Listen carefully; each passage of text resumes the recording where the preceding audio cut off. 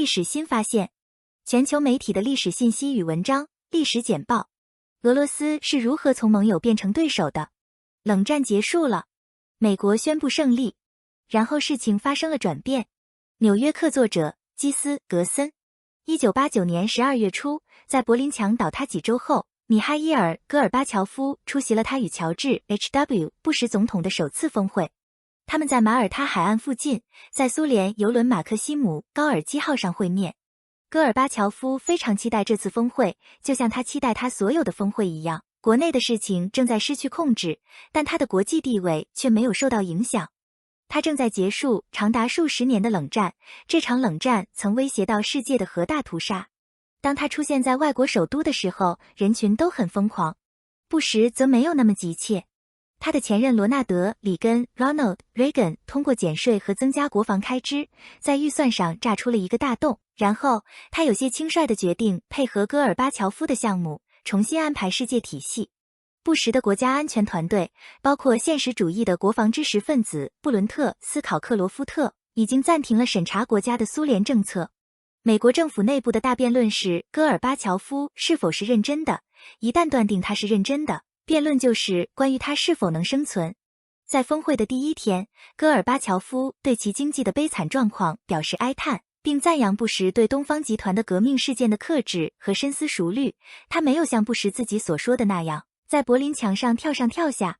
布什的回应是赞扬戈尔巴乔夫的勇气，并强调他自己也有经济问题。然后，戈尔巴乔夫揭开了他认为是一个巨大的惊喜。这是一个关于他对两个超级大国之间新关系的希望的发自内心的声明。我想对你们和美国说，苏联在任何情况下都不会发动战争，戈尔巴乔夫说。苏联不再准备将美国视为对手。正如历史学家弗拉迪斯拉夫·祖伯克在其最近出版的《崩溃》一书中所解释的那样，苏联的垮台，耶鲁大学中解释道，这是一个基本声明，是所有未来谈判的基础。但是，正如出席谈话的戈尔巴乔夫团队的2名成员所指出的那样，布什没有任何反应。也许是因为他正在从晕船中恢复，也许是因为他不喜欢宏大的声明和夸张的言辞，也可能是因为对他来说，作为一个实际问题，和平与伙伴关系的宣言毫无意义。正如他在几个月后对德国总理赫尔穆特·科尔说的那样，我们取得了胜利，他们没有。戈尔巴乔夫认为他正在讨论建立一个新世界，在这个世界里，苏联和美国一起工作，2个老对手和解了。布什认为他只是在谈判苏联的投降条件。柏林墙倒塌后，最紧迫的实际问题是2个德国会发生什么？将他们分开的不仅仅是这堵墙。1989年，即使在戈尔巴乔夫的改革开放4年之后，在德意志民主共和国仍有近40万苏联军队。在东西方边界的另一边，有几十万北约部队以及联盟的大部分地面核力量。这些部队部署的法律基础是战后的波茨坦协议。冷战，至少在欧洲，是第2次世界大战胜利者之间的冻结冲突。45年后的德国仍然是失败者。西德的政治家们梦想着统一，而东德强硬的共产党领导人则不那么热心。东德人涌入被拆除的隔离墙，沐浴在西方消费品的光辉中，他们用脚投票。戈尔巴乔夫会怎么做？在随后的几个月里，他与外国领导人举行了一系列会议。他的顾问们敦促他尽可能多地做出让步。他们希望得到安全保障，不扩大北约，或者至少将核力量从德国境内撤出。戈尔巴乔夫在德国问题上最强硬的顾问敦促他，有点虚伪地要求德国就核问题进行全民投票，这也是他的一个筹码。1990年2月，在与布什就马克西姆·高尔基举行峰会2个月后，戈尔巴乔夫在莫斯科接待了美国国务卿詹姆斯·贝克。这是戈尔巴乔夫在德国统一前从西方获得一些东西的最后机会之一。但是，正如玛丽·伊丽丝·萨罗特在一寸也不能少中所说的那样，美国、俄罗斯和冷战后僵局的形成，耶鲁大学他最近出版的关于北约扩张的复杂历史的书中提到，他不能胜任这项任务。贝克向戈尔巴乔夫提出了一个假设性的问题。贝克问道：“你是愿意看到一个统一的德国在北约之外，独立且没有美国军队，还是愿意看到一个统一的德国与北约联系在一起，并保证北约的管辖权不会从目前的位置向东转移1英寸？”最后这一部分将引发几十年的辩论。他是否构成了一个承诺，后来显然被打破了，还是说这只是空谈？在这种情况下，戈尔巴乔夫蹩脚地回答说，北约当然不可能扩大。贝克的提议，如果他是这样的话，就不会再有了。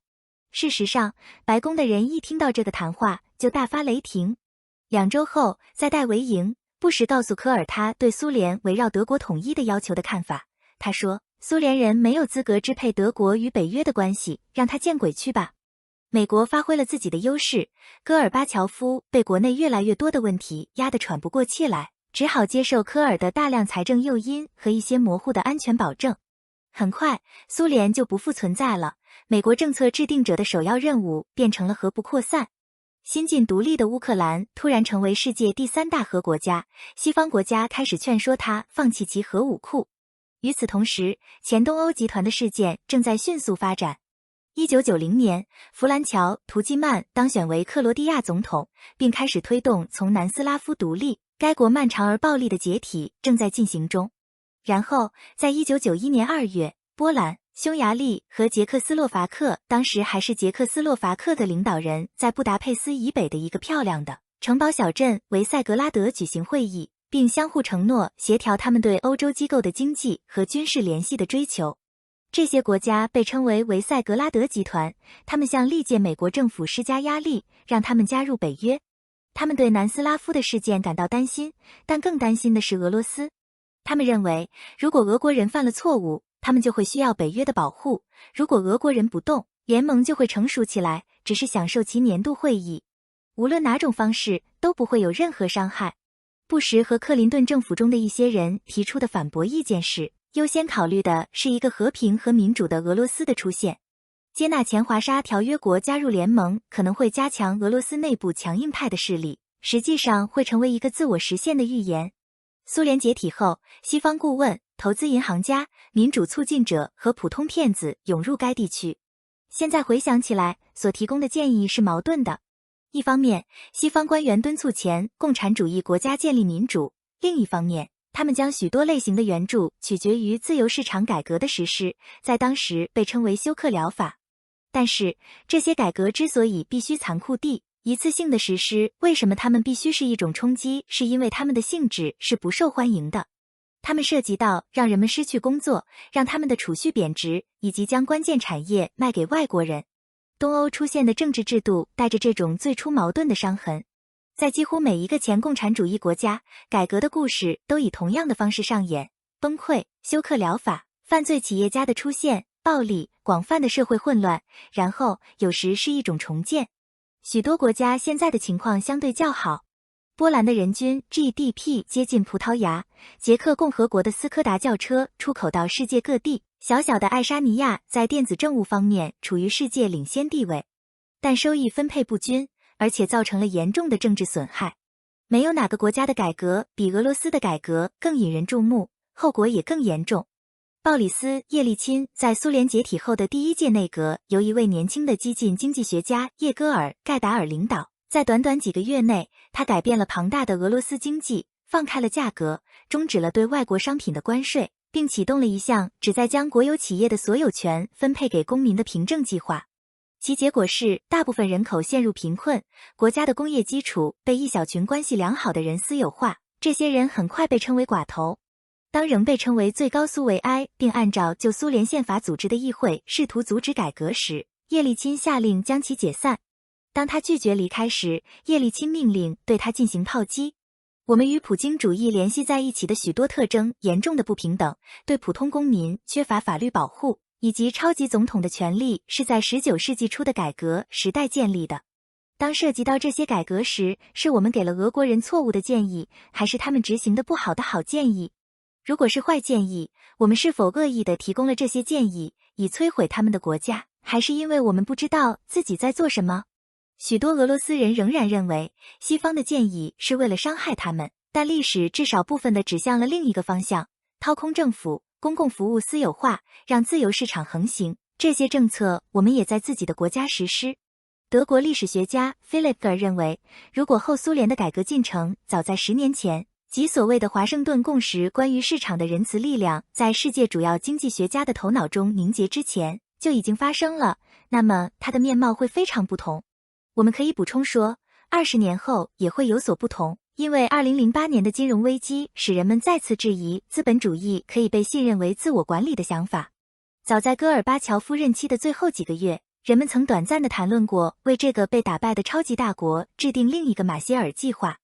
一个由经济学家格里戈里·亚夫林斯基和哈佛大学政治学家格雷厄姆·艾利森领导的苏美联合小组提出了他们所谓的大交易，这将涉及到对苏联的大量援助，条件是各种改革和不扩散努力。在崩溃中，祖伯克描述了1991年6月的一次国家安全委员会会议，会上讨论了大交易。时任财政部长的尼古拉斯·布雷迪强烈反对对苏联的广泛援助。他对美国的优先事项很坦率，他说，所涉及的是改变苏联社会，使其无法负担国防系统。如果苏联走向市场体系，那么他们就负担不起一个庞大的国防机构。一个真正的改革方案会把他们变成一个三流的大国，这正是我们想要的。但是，如果我们的建议和行动对俄罗斯造成了损害，他们也对我们造成了损害。在即将出版的由杰西卡·斯宾格勒翻译的《西方如何失去和平 Polity》一书中，特写到了共同转型的概念。变化和改革向两个方向发展。边界软化了。我们给俄罗斯送去了士力架和个人电脑，他们给我们送来了冰球运动员和俄罗斯方块。但也有一些不太积极的结果。对前东欧集团国家实施结构调整是一回事，当他们绝望的失业者出现在我们的边境时，又是另一回事。特尔以波兰为例，这个大国经历了一个令人震惊和痛苦的改革时期，但至少从经济角度来看，它成功地站到了另一边。但在这个过程中，许多人失去了工作，该国的农村和以前的工业化地区没有跟上大城市的步伐。这产生了一种政治反应，最终表现为对右翼民族主义法律和正义党的支持。该党在2020年几乎禁止了波兰的堕胎。同时，许多波兰人移民到西方，包括英国，他们的存在引起了仇外反应，这是2016年英国脱欧的近因之一。改革不仅造成了经济上的痛苦，它们导致了社会地位的丧失，导致了希望的丧失。这些经历在经济统计数据中没有得到很好的体现。对俄罗斯人来说，最糟糕的年份是1988年至1998年，在那之后，卢布贬值，出口开始上升，石油价格上涨，而且尽管高层有巨大的盗窃行为，但红利却渗透到社会的其他部分。但这10年的痛苦所带来的后果是相当大的。预期寿命下降了5年，出现了严重的社会错位。在这10年结束时，许多人准备支持，有些人甚至爱上了一个没有色彩但精力充沛的前 KGB 特工弗拉基米尔·普京。对普京一直有2种看法，一种看法是他是一个务实的政治家，在困难的情况下为俄罗斯做他能做的事；另一种看法是他是一个意识形态主义者，一心想把类似苏联帝国的东西恢复到1945年的边界。在这种情况下，一个不同的俄罗斯领导人会有不同的表现吗？这是一个无法回答的问题，不过值得疑问。去年夏天出版的菲利普·肖特的《普京 Holt》是一个开始，它是迄今为止关于这位俄罗斯领导人的最全面的英文传记。在试图理解其对象的观点方面，他也是最令人同情的。肖特以缺乏证据为由，否定了多年来附在普京身上的许多阴谋论。他将普京描绘成一个令人印象深刻，但也是1950年代苏联爱国工人家庭的典型产物。年轻的普京是一个冷漠的学生，也是一个热情的街头斗士。他对柔道的热情使他摆脱了不羁的生活，并最终迷上了特工部门。他在大学的最后1年被 KGB 招募，当时他还是个10几岁的孩子，试图加入。肖特没有夸大普京在 KGB 中的地位。他是一个脾气暴躁的中层军官，1985年被派往东德。按照间谍的标准，东德是一个落后的地方。但从那里，他清楚地看到了苏联政权崩溃时的情况，而且他不喜欢他所看到的。1990年，普京回到了列宁格勒。正如蒙古大汗统治下的俄罗斯错过了欧洲的文艺复兴一样，普京也错过了改革开放的浪漫时期。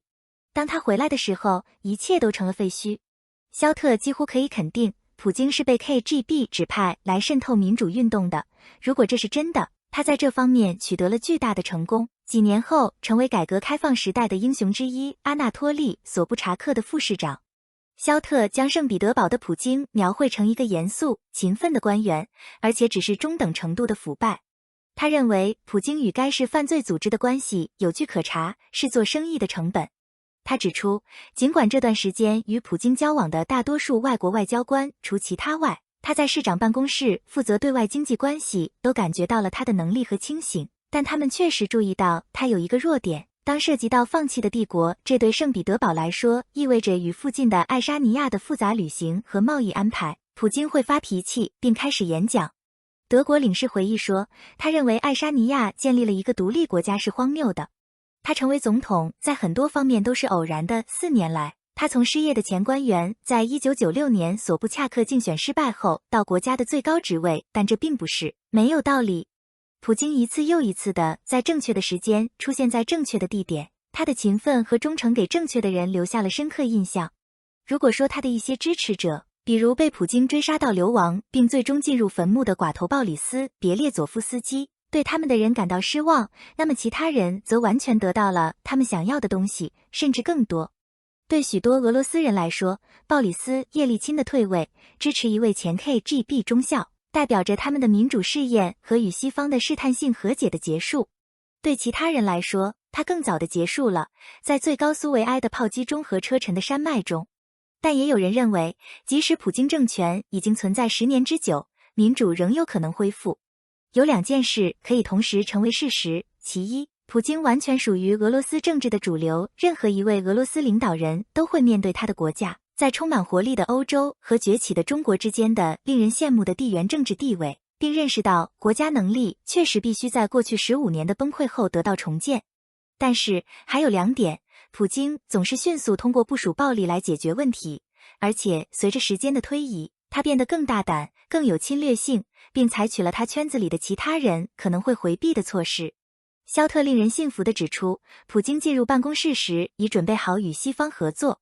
他与比尔·克林顿的第一次会面很紧张，我们会想念老鲍里斯的，克林顿对他的副国务卿斯特罗布·塔尔伯特说。但随后与乔治 ·W. 布什的峰会就热烈多了。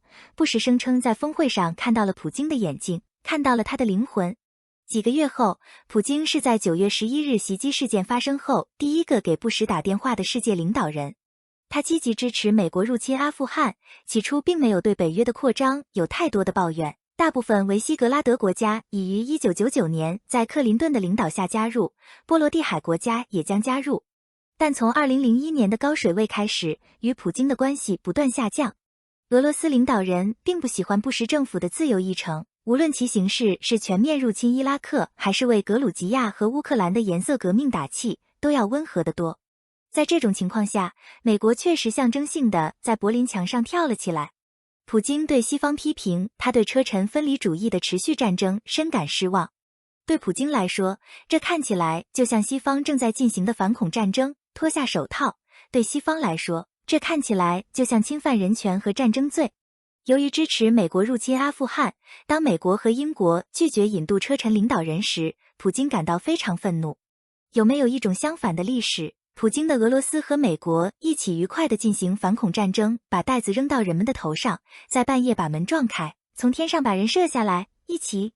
当然，在俄罗斯，中情局的黑点会有很多空间。这并不是一个令人欢欣鼓舞的前景，而且无论如何，在小布什和切尼的全球征战中，没有一个平等伙伴的空间。到2004年，普京暗中指责西方与车臣恐怖分子合作。他开始越来越多地谈论北约扩张所带来的威胁。2007年，在慕尼黑安全会议的一次演讲中，他几乎是在宣布脱离西方。普京很幸运，油价上涨，俄罗斯变得更加富有。莫斯科的餐馆和咖啡馆越来越像欧洲的首都，但外表是骗人的。事实上，俄罗斯正在重新武装起来，而且越来越怨恨，并在策划报复，它正在滑向深渊。然而，即使是现在，当乌克兰的全面战争持续到第2年时，人们仍然可以指出一些事情可能会有不同结果的时刻。普京的长期助手德米特里·梅德韦杰夫 （Dmitry Medvedev） 担任总统的那些年，向世界展示了一个不那么好斗的俄罗斯。尽管梅德韦杰夫继续执行普京的许多政策，除其他外，梅德韦杰夫在2008年8月起诉了与格鲁吉亚的战争，但他在公共生活中创造了一种更加自由的氛围。在奥巴马政府的推动下，美国在阿富汗战争中的合作再次开始。另一个俄罗斯是可能的，也许普京作为总理似乎满足于保持在后台，但他从未离开过。有证据表明，他决定重返总统宝座，与其说是受梅德韦杰夫在国内所做的任何事情的刺激，不如说是受他在2011年利比亚内战早期阶段的行为的刺激。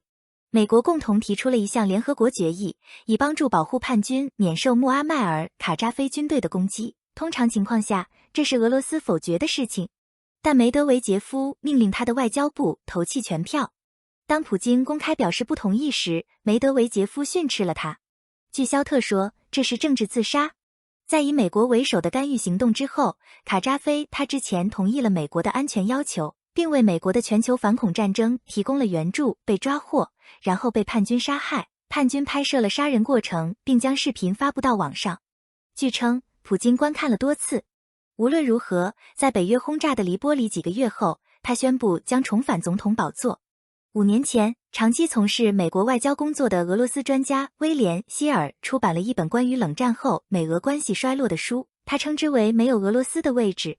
欧盟中没有俄罗斯的位置，因为它太大了。北约中没有俄罗斯的位置，因为北约是一个反俄罗斯的联盟。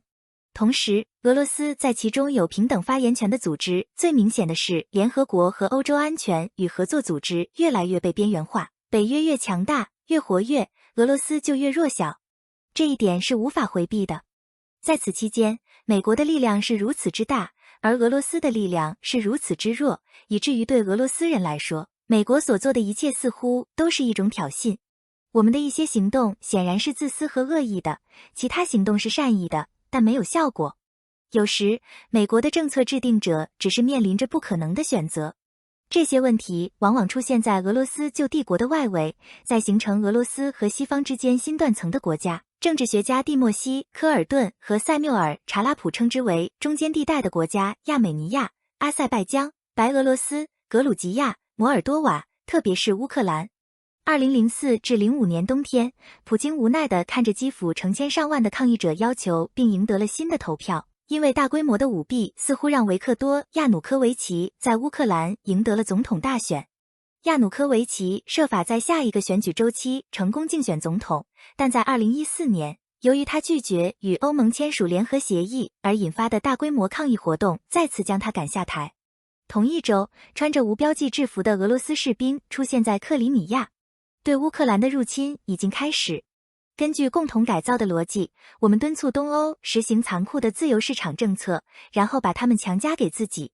在参与制造了俄罗斯怪物之后，我们现在被迫变成怪物来与之战斗，制造和销售更多的武器，为俄罗斯士兵的死亡欢呼。在这里和欧洲的国防开支越来越多，并为第二次冷战创造气氛和条件，因为我们没有弄清楚如何在上次冷战后确保和平。俄罗斯在后冷战时期的发展不是西方阴谋或西方行动的结果。俄罗斯官员在一个狭窄的选择范围内选择了如何行事，他们本可以做出不同的选择。2022年2月，俄罗斯对乌克兰的入侵并不比2003年美国对伊拉克的入侵更不可避免或注定的。不过，还是值得疑问的是，我们可能会采取什么其他路线？萨罗特在他的《北约》一书中认为，较慢的扩张步伐可能会对俄罗斯的内部政治造成较小的损害。假以时日，在来自扩张的西方的较小压力下，俄罗斯可能会回心转意。特尔认为，取代西方的胜利主义和自满情绪，对1989年的革命理想进行更认真的评估，争取民主和自由的那种努力，即使按照西方的标准也是乌托邦式的，可能会导致不同的结果。在祖伯克关于苏联解体的书中，美国高层官员考克罗夫特、贝克和布什被描绘成深思熟虑和富有同情心，但最终也把他们的牌和他们的现金放在他们的背心附近。前苏联集团的每个人都在向美国寻求指导和灵感。在世界的那个地方，美国的威望从未如此之高。我们拥有数量惊人的道德资本。我们用它做了什么？最终，西方国家选择了西方。我们在我们能做的地方扩大了我们的著作，在我们必须做的地方挖第三尺。这意味着，除其他事项外，保持我们已有的结构并扩大它们，而不是发明新的结构。早在1990年，在一寸会议的3个月后，戈尔巴乔夫向贝克大谈特谈新的泛欧安全安排。美国国务卿的回答很有礼貌，但很坚定，这是一个很好的梦想，但只是一个梦想。扭曲，一位美国女孩的回忆。卫报。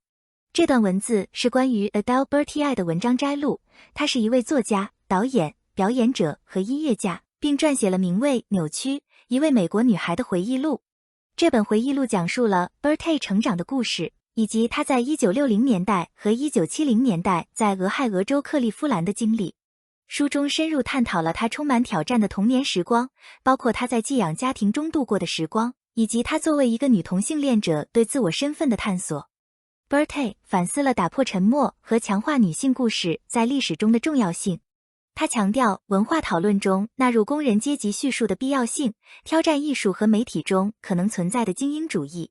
这本回忆录是 Bertier 理解自己过去并了解塑造他生活的种族主义、厌女症和恐同的系统性问题的一种方式。他认为通过处理和讨论这些问题，可以实现疗愈和转变。该文章突出了 Bertier 作为一位音乐家的职业生涯，他参与了纽约的无浪潮运动，并且是第一个公开同性恋的全部女性摇滚乐团 Bloods 的创始人。尽管他对音乐做出了重要贡献，但 Bertier 对大众来说仍相对不知名。自1977年以来， Bertier 断断续续地撰写这本回忆录，并在2016年唐纳德·特朗普当选美国总统后取得了进展。在真相混淆和扭曲的氛围中， Bertier 感到有必要讲述自己的故事。他相信通过分享他的经历并阐明美国过去和现在的困境，可以实现疗愈和进步。这本书是从一个名为 Maddie Twist 的替身的角度写的，提供了一个叙事装置，让 Bertier 在过去中游走，避免被当代关于种族和性别的辩论所限制。Bertier 还讨论了他的成长经历，包括他母亲患精神分裂症的困境和父亲的愤怒和种族主义。他反思了母亲病情的变化带来的转化力量，这激发他拥抱想象力并在音乐中寻找慰藉。在他的一生中， Bertier 面临了很多逆境，但他在经历中找到了力量和喜悦。他承认为边缘化的声音创造空间的重要性，并对当今商品化和企业化的艺术场景中新晋艺术家面临的挑战感到遗憾。总的来说，这篇文章概述了 Adele Bertier 的回忆录以及他个人的韧性、自我发现和故事力量的旅程。如果我们获得第2名，我们一无所获。贝卢斯科尼的足球遗产。半岛电视台。马尔科·范巴斯滕 Marco van Basten 看起来似乎快要哭出来了。这位前荷兰国家队球员当时坐在荷兰的 Ziggo Sport 电视台工作室里，与前队友鲁德·古利特 Rugulit 一同讨论前意大利总理西尔维奥·贝卢斯科尼 Silvio Berlusconi 去世的消息。贝卢斯科尼享年86岁。他的政治讣文已经写好了，关于贝卢斯科尼如何颠覆意大利的政治共识，成为现代民粹主义的教父。但这2位前国家队球星在那里讨论的是贝卢斯科尼的另一个遗产，他改变了 AC 米兰和足球的历史。他是一位伟大的商人，也是一位政治家，我与他关系很好。我一直很喜欢他，情绪激动的范巴斯滕说道，这是一个重要的时刻。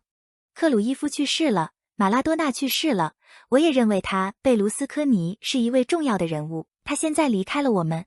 范巴斯滕和古利特是 AC 米兰在80年代末和90年代时期主宰意大利和欧洲足球的黄金一代的一部分，而正是贝卢斯科尼引发了红黑军团的革命。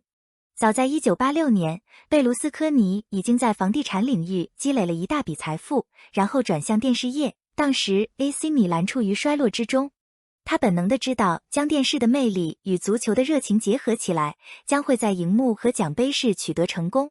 他对电视的天赋是与生俱来的。作家、广播员和前意大利公共广播电视台旗舰新闻节目 TG1 的主管贾尼·里奥塔 Johnny Riotta 说道，他多年来与贝卢斯科尼发生过多次冲突。他了解电视，他将一直存在于美国足球中的那种表演精神带到了足球领域。电视摄影机、色彩的碰撞、啦啦队，他将这一切带到了足球中。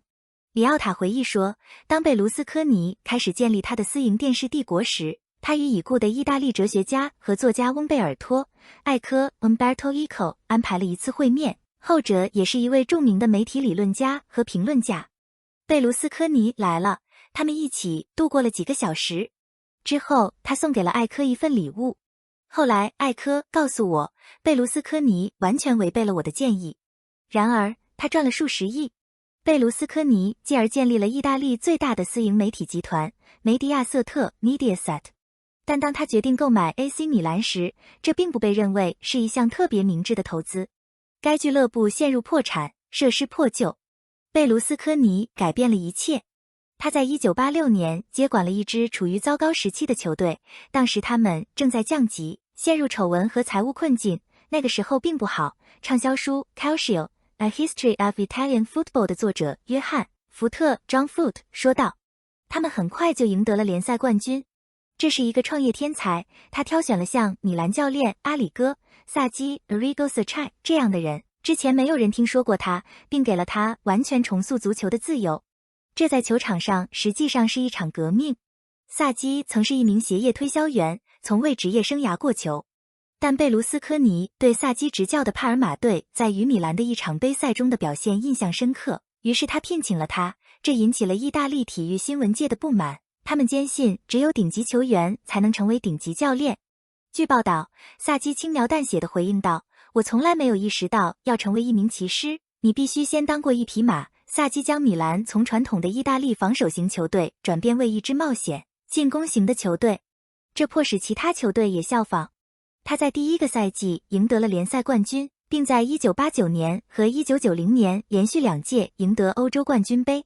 他的球队的核心是荷兰三巨头弗兰克、里茨卡尔特 （Frank Rijkaard）、鲁德、古利特 （Ruud Gullit） 和马可·范·巴斯滕 （Marco van Basten）。赢得比赛并说服对手，这是他的座右铭。范·巴斯滕在荷兰的电视工作室中谈到贝卢斯科尼时说：“他热爱足球，他真的想做一些大事情。如果我们赢得冠军，赢得欧冠，我们会得到很高的奖金。但如果我们排名第2，我们将一无所获。”他在这一点上非常清楚，那是美丽的，那就是这种心态，要成为第1名。贝卢斯科尼在进入政界后保持了这种心态，在1994年成为总理时，他领导的意大利力量党 Forza Italia 让米兰赢得了他们第3座欧洲冠军杯。Forza Italia 这个名字本身就借用了一个足球颂歌。在意大利，他首先被视为带来米兰成功的人。里奥塔说，使贝卢斯科尼成为家喻户晓的原因是足球、米兰和欧冠。学者们往往低估了这一点。贝卢斯科尼的政治生涯波涛汹涌，他因各种丑闻而屡受指责，但无论如何，他对足球的贡献是不可否认的。贝卢斯科尼改变了 AC 米兰的命运，福特说，他也改变了足球。他带来了新的观众，带来了新的风格，带来了新的方式。他真的是一个创业家，他对足球的影响是巨大的。贝卢斯科尼在 AC 米兰的统治下赢得了8个意甲联赛冠军和5个欧洲冠军杯冠军，使该俱乐部成为意大利和欧洲足球的重要力量。他对足球的热爱和对娱乐价值的重视让他成为一位传奇人物。福特总结道，贝卢斯科尼对足球的贡献超出了一般商人的范畴。他是一个创造者，一个改变者，一个将足球带入现代时代的人。马尔文历史的书已经过期了68年。悉尼先驱晨报，格雷姆·科尔森 （Graham Coulson） 最近将一本书归还给维多利亚州州立图书馆。这本书于1955年4月21日借出，当他最终归还时，已经过期24853天。在这本名为《马尔文历史 A History of Malvern》的书的背板内部，一个严肃的借书通知警告超过2周的书籍将每天罚款3便士。当今的图书馆工作人员使用澳大利亚储备银行的通胀计算器显示，2023年的罚款金额将达到11929.44澳元。对于科尔森来说，他可以松口气了，因为现在我们生活在一个不那么惩罚性的时代，图书馆已经免除了罚款。科尔森是一位来自卡尔顿的退休学者，他在去年清理位于维多利亚北部埃丘卡的母亲海伦·科尔森 （Helen Coulson） 的房子时发现了这本书。历史学家海伦去年去世，享年103岁。